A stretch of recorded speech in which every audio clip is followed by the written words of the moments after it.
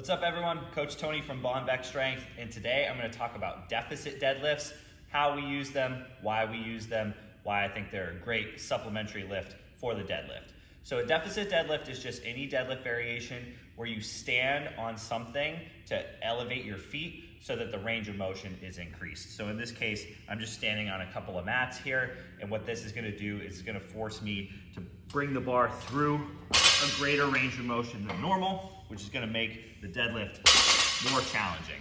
So the main reasons we would use a deficit deadlift would be to improve speed off the floor, because you got to bring the bar through a greater range of motion. You're more likely to slow down during that typical sticking point around the mid shin, so you have to develop a lot of speed off the ground.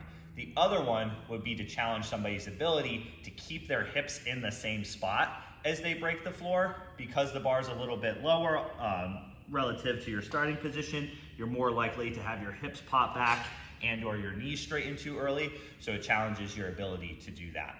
Now, some people aren't a big fan of deficit deadlifts because it's a deadlift is an exercise that already has a little bit of stigma around it, that it might be dangerous, that it might be injurious to your back if you get out of position, and therefore increasing the range of motion that you have to pull through might carry more risk than reward.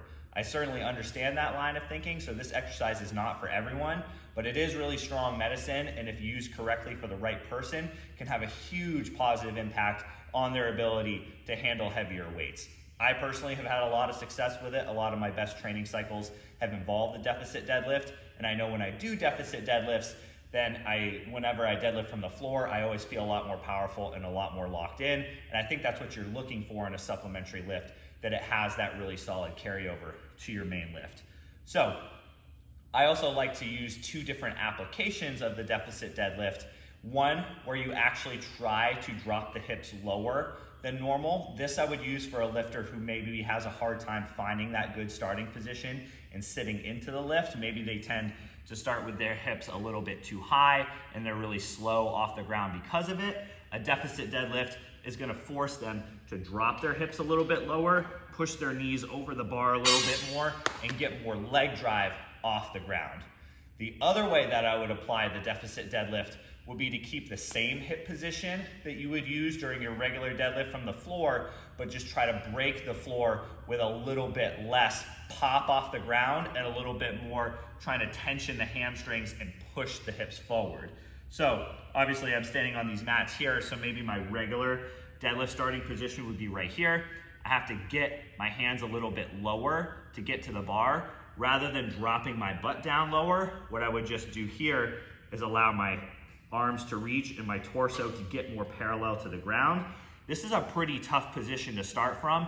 I have to develop a ton of hamstring tension to prevent myself from just having my hips shoot back and my back round. I have to be very, very patient. Tension with my lats, tension with my hamstrings, and very much just push my hips forward as I initiate the lift to make sure that my hips aren't popping back. So, two different applications of the deadlifts, starting with your hips lower on purpose, or starting with your hips in the same spot and trying to get those hips to stay in the same spot as you break the bar off the floor. So give deficit deadlifts a try if you're feeling like you're kind of slow off the ground, or if you have a hard time finding that ideal hip position.